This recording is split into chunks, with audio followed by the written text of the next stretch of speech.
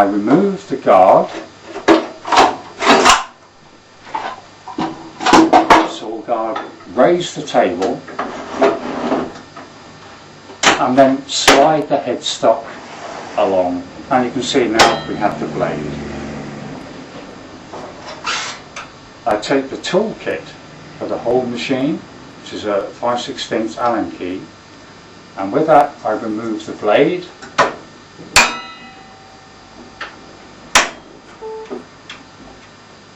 and the guard in there,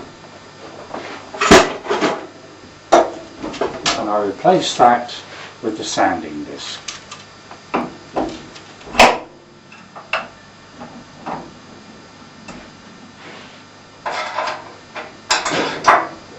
Lower the table, move the head back into position, the headstock, and because of the quill action that the machine has, I'll insert the timber under the mitre gauge, headstock forward, and then I can use the quill to come up and sand the work.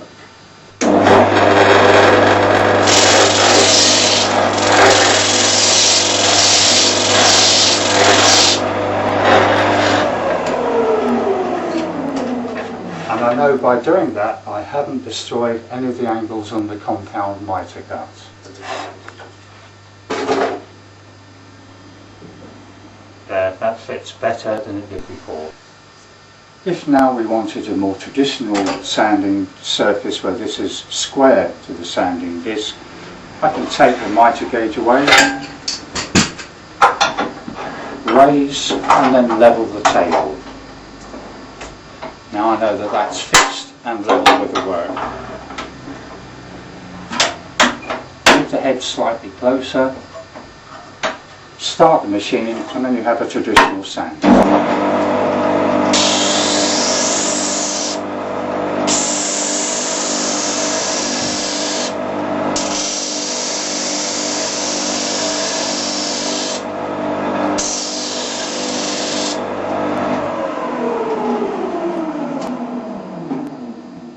And there you see you can freehand sand very easily, and you know it's going to be square every time. Moving on from the sanding function, the next we'll look at is horizontal boring. And to fit the chuck, we'll need to remove the sanding disc.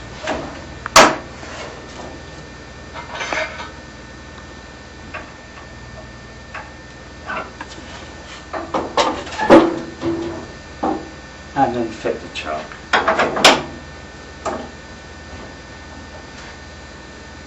And move the headstock close to the work table and lock it off. And then we're going to dowel joint these two pieces of timber together into a T. To do that, I'm going to introduce the rip fence.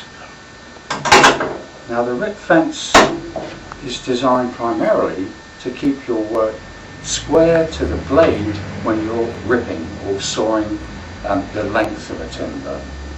We're going to use it today here as a backstop for the timber as we're doweling. One of the unique features of the fence is its self-aligning. There's two mechanisms to set it, one to set it straight and the second mechanism to lock it. The first, as you tighten, if you notice along here, it begins to straighten itself up. And it's square when that's tight. Then you lock down at the back. And that's now very solid. I'll need it a little closer to the edge, so I'll move it along. Tighten, it's square, and lock.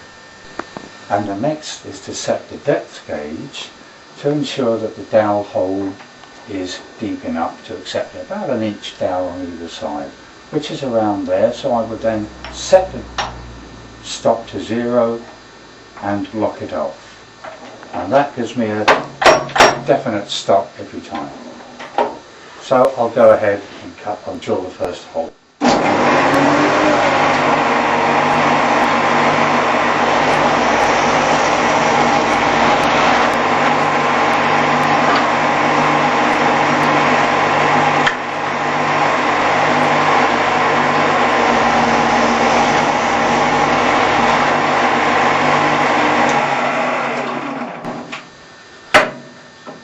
take the dowel, place it in, and you'll find that that is a perfect fit.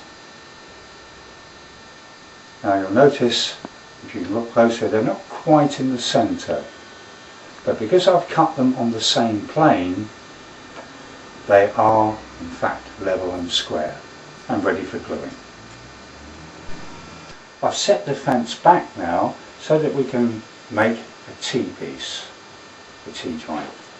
To do that, I've set the fence back and locked it off. I'll take the mitre gauge, slide it along the bar. That will hold the timber square and the fence holds it at the rear, so as I bore into the timber it isn't going to move anywhere, so I'll just do that.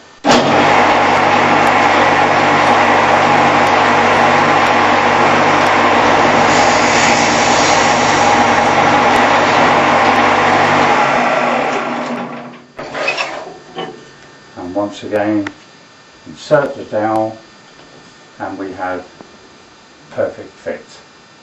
And this is useful if you're making carcasses or kitchen cabinets and the like. It's a very useful joint to learn. Now we're going to convert into vertical drill press mode. To do this, I will raise the table a couple of inches. I slacken off the retaining lever, ensure that the carriage is locked, and then lift into vertical drill press. I can swing the table round to 90 degrees, or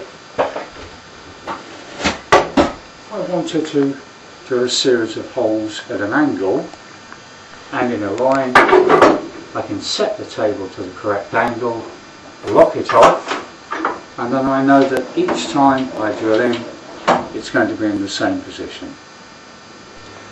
If you wanted to drill into round stock, then the table of the Shopsmith and the fence, you shift up, tilt the table to 45 degrees, and using the active rack and pinion get to the centre of the work, and then of course if we drill multiple holes they will all be in alignment and all in the centre.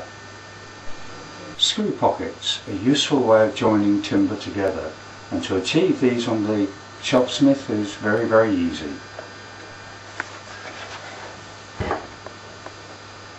We set the table at 21 degrees. Using the rip fence, it's locked it at the right angle, and I can simply set and drill.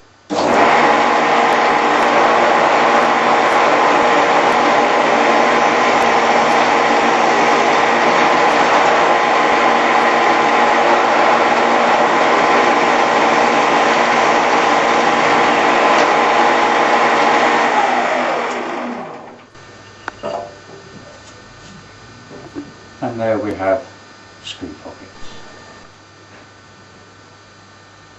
Now we've finished with the screw pockets, we're going to move on to the lathe function.